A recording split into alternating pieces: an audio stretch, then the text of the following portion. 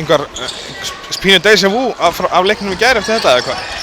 Já, þetta er svolítið sagan okkar. Við hittum rosa illa. Við erum 22% skotningu í dag og með 27 rúm í gær. Og það er erfitt að vinna svoleiðis leiki. Mér finnst baráttan frábær. Við tökum 28 sóknarfrákast.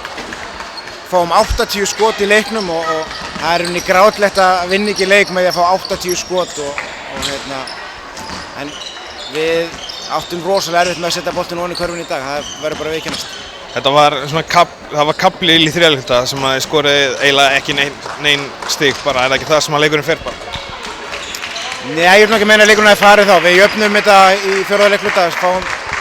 Loksins fengum við skot ofan í fengum 2 þrist í röð. En svo fjarar þetta eiginlega undan því eftir það. Fáum lay-up og auðvelt sniðskot sem við eigum að setja ofan í sem við erum bara að klikka á. Má ekki segja að það sé ansi margt jákvætt að hafa úr þessu leik þrátt fyrir tap?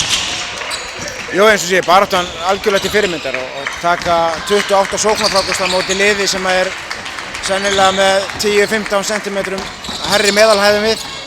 Það er virkilega gott og en eins og segjum, skotnýtingin er eitthvað sem við verðum að laga. Það er nokkuð, við vinnum ekki leiki með svona slaka nýtingu. Tveir leikir búnir og kannski sigrarnir eru ekki allt hérna en það hlýtur að vera pínu svona súrt eftir þessu 2 leiki að vera með eitthvað svona ónót í maga eftir að tapa þeim báðum svona. Það er ekki spurning. Það er náttúrulega rétt hjá þér, úrslitin er ekki það sem við erum kannski að einblína algjörlega á núna. Þetta er undirbúningur fyrir EM. En rosalega svekkjandi að gefum okkur tækifæri í þessum báðum leikjum til að vinna spilum að mörgu leyti fína leiki, bæði í gær og í dag en eins og ég segi, það er erfitt að vinna körfuboltaleiki með slakri nýtingu og við erum að sinna því. Það er bara uppbóð eftir þetta?